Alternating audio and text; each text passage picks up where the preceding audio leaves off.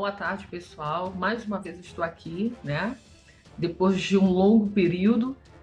Hoje eu, na verdade, estou vindo aqui apenas para tentar dar um parecer a vocês a respeito dessas 2 semanas de ausências. É porque como eu passei por uma pequena cirurgia na parte interna do meu tratamento dentário, meu rosto ficou um tanto inchado. Mas hoje eu estou aqui apenas para dar um parecer a vocês em relação ao prosseguimento dos nossos estudos sobre a noiva de Cristo, porque ela não irá passar pela grande tribulação, mas os seus convidados irão passar por esse período. Mas primeiramente, antes de eu dizer tudo isso, né, eu gostaria de dizer a vocês, o nosso estudo vai dar continuidade ainda essa semana, se Deus quiser, nós vamos fechar já, que agora eu estou podendo falar. Antes eu não estava conseguindo falar, mas está dando tudo certo. E nós vamos dar continuidade ao nosso estudo. Muitas pessoas têm enviado perguntas para mim, perguntando como será possível a noiva não passar pela grande tribulação se não vai haver arrebatamento. Nós vamos falar tudo isso nos estudos que nós vamos, né, dar continuidade. Mas antes de mais nada, só para explicar o estudo anterior, eu gostaria de frisar uma coisa a vocês. O arrebatamento da igreja, ele se dá quando os mortos tornam a vida. Lembra em 1 Tessalonicenses que diz que aqueles que morreram ressuscitarão primeiro e depois nós, os que estivermos vivos, seremos transformados e juntos, mortos e vivos, nos reuniremos nos ares para nos encontrarmos com o nosso Senhor Jesus Cristo. Isso é o arrebatamento. Aí você me pergunta, e se isso é arrebatamento e não vai acontecer, a noiva vai ficar aqui? Vai passar por toda a tribulação? Porque se você está dizendo que ela vai ficar aqui para pregar, para os convidados que estiveram aqui, eu quero falar uma coisa para vocês. A noiva, ela será tirada nesse período. Ela não passará pelo arrebatamento, como eu já disse anteriormente, porque o arrebatamento, os mortos precisam voltar à vida, né? E ter os seus corpos transformados. Mas a noiva, ela será transformada nos ares. Quem não assistiu o vídeo do casamento judaico vai entender um pouquinho mais se assistir esse vídeo. Ela será transformada, ela se encontrará com o seu noivo e depois, sim, que tudo acontecer, aí sim, depois de um período, a noiva retornará e começará a fazer os convites para aqueles que ficaram. Por isso que essas pessoas são chamadas os convidados. E quem faz o convite de um casamento naturalmente, né, como nós sabemos, é o noivo e a noiva. Ninguém chega a uma festa de casamento se não receber o convite ou da noiva ou do noivo. O convidado, na realidade, ele tem que ser convidado ou por um ou por outro, certo? Da mesma forma, hoje nós estamos sendo convidados pelo Espírito de Deus para participar dessa festa de casamento. Muitos têm sido convidados para ser a noiva e muitos têm sido convidados para ser os próprios convidados. Mas nós vamos trabalhar nesse assunto um pouquinho mais à frente. Aí você fala assim, mas qual é o propósito da noiva ter que voltar para pregar para as pessoas que ficaram? Eu vou só dizer uma palhinha do sonho que Deus me mostrou. E eu já de antemão digo que é uma palhinha mesmo, porque como eu falei no vídeo de abertura para vocês sobre esse estudo que eu ia começar a dar a vocês, eu não conto o sonho diretamente, porque imagine, eu tenho muitos anos de cristã, eu sempre aprendi. Eu posso dizer que eu nasci na igreja ouvindo isso. Eu me converti com 12 anos, ou seja, eu era uma menina. E eu sempre ouvia dizer que todos nós que aceitássemos a Cristo éramos a noiva. Então também para mim foi muito difícil, ou melhor, está sendo muito difícil ter que mudar todo um conceito porque eu tive uma revelação recentemente, alguns meses atrás. Então para mim está sendo difícil também. Então, como para mim está sendo difícil, e eu vejo que para os meus amigos mais próximos, para os meus familiares também está sendo difícil, porque eu também prego para eles, imagine para vocês também que tem gente que tem 30, 40 anos na casa de Deus ouvindo sempre esse mesmo conceito. Então, eu tenho que respeitar isso, eu tenho que respeitar o limite das pessoas, porque senão eu vou estar sendo invasiva demais. Então, foi por isso que eu preferi dar esses estudos. Eu contei para alguns amigos, uns aceitaram, mas ficou sempre um porquê. Então, eu preferi trabalhar em cima desse estudo para que nós juntos construíssemos esse conceito e entendêssemos o que Deus está nos falando, o que Deus está nos revelando. Que esse conceito de que todo mundo, de que todos os cristãos pertencem ao corpo da noiva de Cristo, infelizmente está equivocado. Talvez esse conceito foi construído porque nos traz mais conforto, mas infelizmente não é o conforto das ideias que Deus quer nos dar. É o conforto da realidade. E Ele quer apenas que nós estejamos preparados para esse dia. Então, aí você pergunta assim, mas por que a noiva tem que voltar? A noiva simplesmente tem que voltar como Deus me falou no sonho. Se ela não voltar, muitas pessoas que ficaram e que vão começar a presenciar a manifestação de Cristo, porque eu via isso no sonho. Eu via que as pessoas falavam assim, mas começavam a linkar coisas que estavam descritas na Bíblia e coisas que estavam acontecendo naquele momento. Então elas começaram a linkar fatos e perceberam que algo tinha acontecido. Porque elas mesmo falavam no sonho, isso não poderia acontecer se a igreja não tivesse sido arrebatada. Percebe? Então, no sonho eu tive a informação de que se a noiva não voltasse, essas pessoas dariam cabo da própria vida, essas pessoas se matariam, porque elas iriam crer que tudo que elas estavam crendo naquele momento, até então, era mentira. Então elas iriam achar que tudo que elas vivenciaram na espera de um arrebatamento para toda a igreja foi um equívoco, foi uma grande mentira. Então essas pessoas iriam se matar. Então, para que isso não aconteça, para preservar a vida de muitos, não é só alguns, é muitos cristãos que pensarão dessa forma, a noiva irá retornar para confortar esses corações, confortar essas vidas. E a noiva também voltará, não somente para isso, como a mulher, né, que é a igreja que ficou, porque ela dá a luz a esse filho varão, e esse filho varão é que vai embora, e esse filho varão é que é a noiva. Como a mulher, ela passa a ser perseguida, então muitas das coisas ela terá necessidade como alimento, ela vai passar por um período muito difícil aqui na Terra. Então, quem irá sustentar essa igreja que ficou, que são os convidados, é a própria noiva. É a própria noiva que trará o alimento físico, não somente espiritual, mas o físico para essas pessoas que ficaram. Faz uma comparação do povo no deserto, faz uma comparação entre Elias, que foi perseguido, estava sendo perseguido por Acabe e Jezabel, que queriam matar, e ele foi sustentado na caverna. É só uma pincelada do que eu estou querendo, do que nós vamos trazer agora nos próximos estudos, para que você possa, de antemão, já entender. A noiva, ela será retirada primeiramente para se encontrar com o seu noivo. Depois que ela se encontra, depois que acontece o que tem que acontecer no período desse encontro, aí ela volta para convidar para a festa. É só isso, eu não vou falar mais porque eu preciso trazer essas informações à luz da Bíblia, porque muitas pessoas também, eu entendo, claro, porque já aprenderam a ser como eu, umas informações totalmente, né, que para a gente nos trouxe conforto, mas agora essas informações precisam também estar à luz da Bíblia para que a gente comece a sedimentar esse novo contexto. Agora eu queria mudar de A para B, né?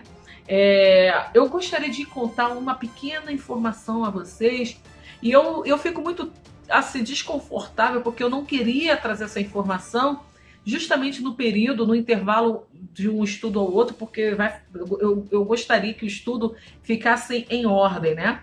Mas, enfim, as coisas acontecem, eu tive que fazer essa cirurgia, estou tomando muito tempo para produzir esses vídeos, eu perdi o meu telefone que eu filmava, o computador deu problema, nós tivemos que comprar um outro computador, né? O pessoal a gente estava formatando o vídeo, não estava aceitando nada, o programa também estava rejeitando, enfim.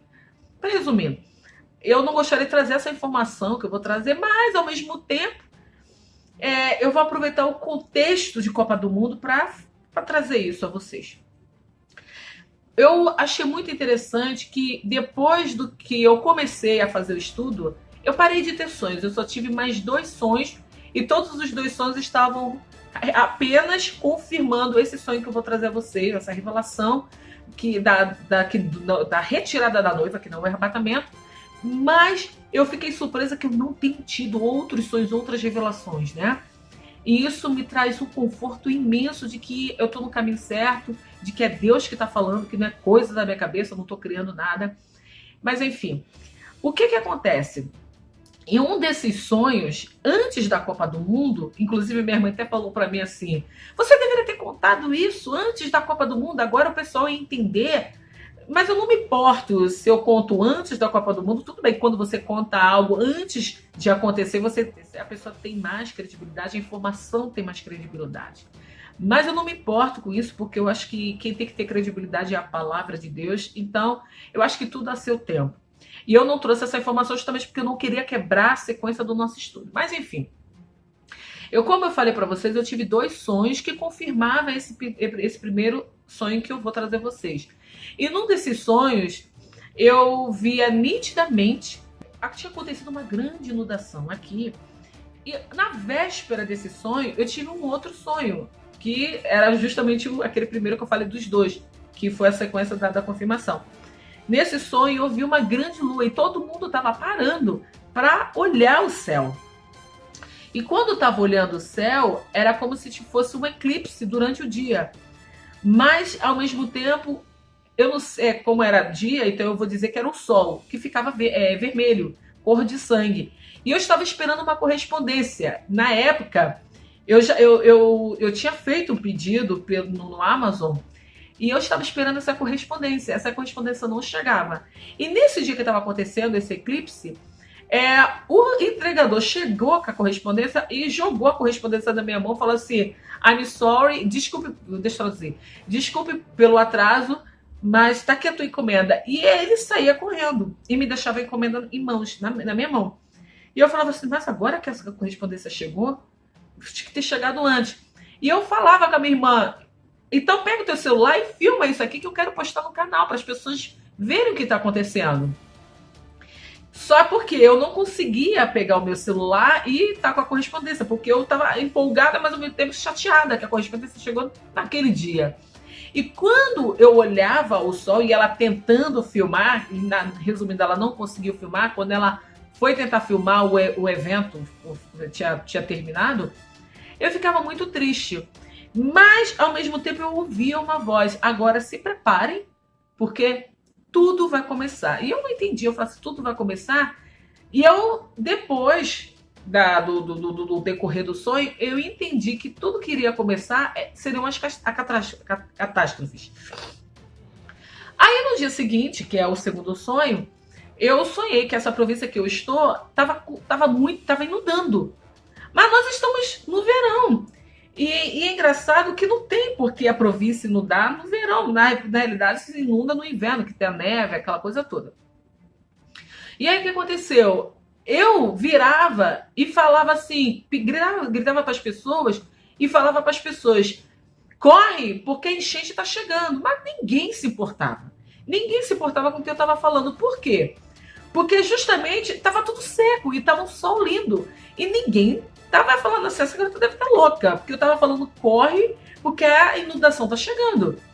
E foi um piscar de olhos, a inundação descia. E descia uma onda gigante da água do rio. E junto com essa onda, descia vários animais. E eu falei: o que esses animais estão fazendo aqui? E depois que eu acordei, que eu me liguei que para ela, o rio que tem aqui passa em frente ao zoológico. Em frente ao zoológico que nós temos aqui. Ou seja, se houver uma enchente, os animais vão descer. E aí, quando eu só entendi isso quando eu acordei. Mas o que eu quero dizer com tudo isso? Eu quero dizer que, aproveitando esse período de Copa do Mundo, que no primeiro jogo da Copa, né, eu vou confessar que eu amo futebol, né? Sou uma menina, mas eu amo futebol. E algumas pessoas vão dizer assim: mas eu amo, eu gosto de futebol, mas enfim. E quando a Copa do Mundo começou, eu gosto da questão do Brasil, porque o Brasil passa a ser conhecido no mundo todo, né? E assim é bom você ver a sua bandeira hasteada, né? Levantada, erguida, para que todas as nações, olha, ali está o Brasil. Independente de tudo que nós estamos passando no nosso país, mas é gostoso que em alguma coisa a gente dê certo. Mas o que eu quero dizer a vocês é que quando eu estava sentada no sofá da minha casa, eu ouvi uma voz nitidamente dizendo: após a Copa vai acontecer. Aí eu falei assim, mas após a Copa vai acontecer o quê? Na hora que eu estava vendo isso, após a Copa, algo vai acontecer, veio uma reportagem do que eu assisti na minha mente, que o Vladimir Putin, né, tinha dito que ninguém ataca os seus aliados sem sofrer suas consequências. Então, o que acontece? Aonde está sendo feita a Copa? Na Rússia. Então, após a Copa, irmãos, a gente tem que estar muito bem preparado. Eu não sei se a gente vai ter oportunidade de concluir esse vídeo sobre a noiva de Cristo e os seus convidados. Porque a noiva será retirada antes dos 7 anos de tribulação, onde 3 anos e meio será de perfeita paz e 3 anos e meio, que são os últimos, será de tremenda perseguição. O que eu vi nitidamente é que a Rússia e mais um país que eu não consegui ver vai atacar, vai tentar enfrentar os Estados Unidos. E isso vai repercutir no nosso país. Por isso que eu via as inundações, as enchentes. E aí eu digo para vocês, o Brasil perdeu. E eu particularmente já acreditava que o Brasil ia perder.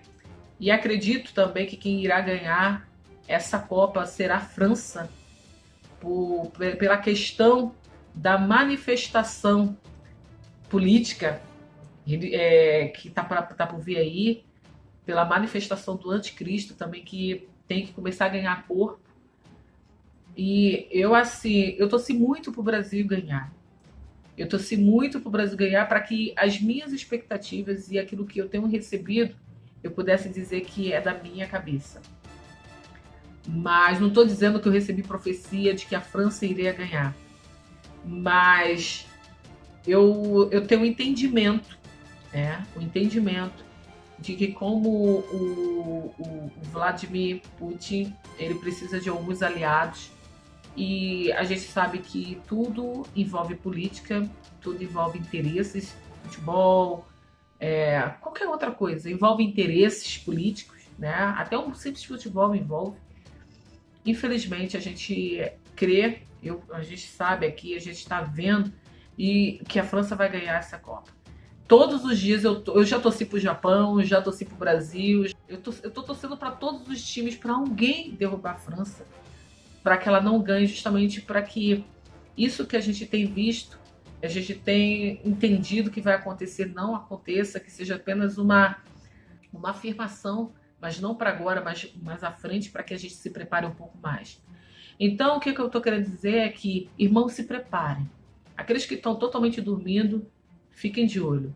Porque a França ganhando, a manifestação do anticristo vai ser em pouco tempo.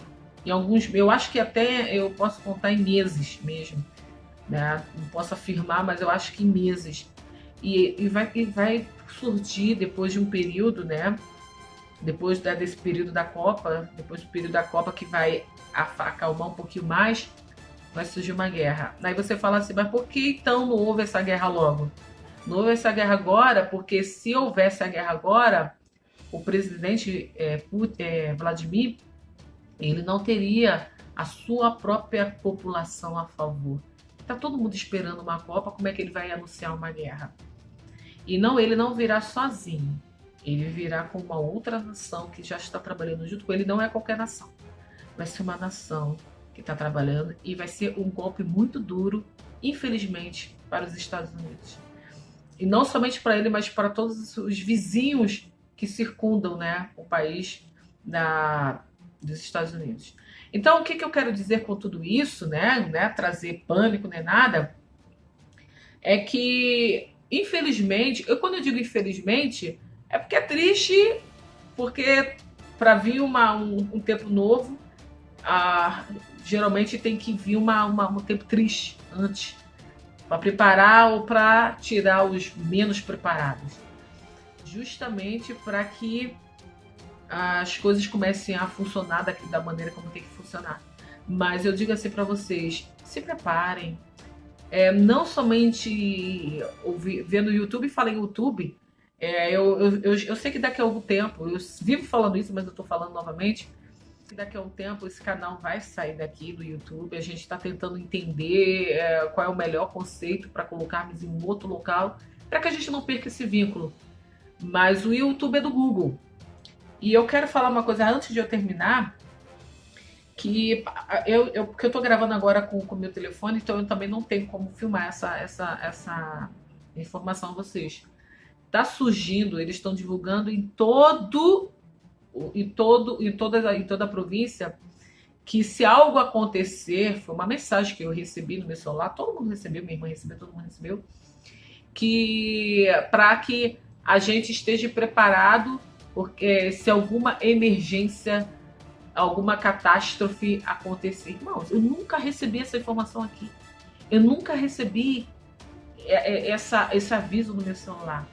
Então, a gente sabe que os senhores do mundo já estão preparados e eles sabem que isso vai acontecer. E eu quero falar uma outra coisa para vocês, que, continuando, o YouTube pertence ao Google e eu compro o celular, ele está ligado ao Google, eu faço o Facebook, se eu acesso daqui a conta da minha mãe que está no Brasil, eles perguntam à minha mãe se é ela que está aqui acessando. Gente, nós já estamos sendo rastreados. E a outra coisa que eu não quero ficar tão longo esse vídeo, né, é o seguinte, é que, como eu estou falando para vocês que a noiva não vai passar por esses 7 anos, né? Então, a qualquer momento, a noiva de Cristo vai ser retirada. E no sonho, ninguém percebia isso, porque é um pequeno número. Vão perceber, sim, as faltas, algumas coisas, mas vai ser tão fácil dar uma desculpa, porque foi um pequeno grupo, né? Para inventar qualquer outra coisa. Então, eu digo para vocês assim, continue firmes, continue vigilantes, quem está vigiando, orando, jejuando. Arrependimento, ou uma pessoa veio me perguntar o que significaria arrependimento.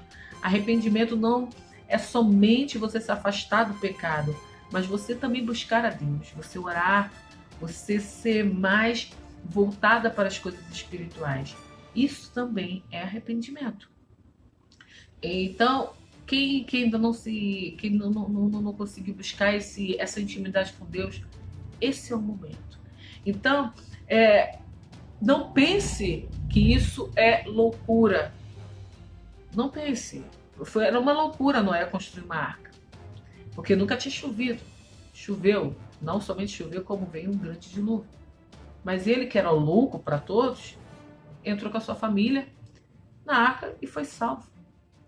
Não pense que é loucura isso, porque se fosse loucura, a gente não teria tido na história que o povo de Jericó conseguiu, com um pequeno grupo, derrubar uma muralha. Não pense que é loucura, porque nós vimos que o Mar Vermelho foi aberto e um povo, milhões de pessoas atravessaram a seco o Mar Vermelho. Milagres continuam acontecendo nos nossos dias porque somos filhos de Deus e somos escolhidos por Ele.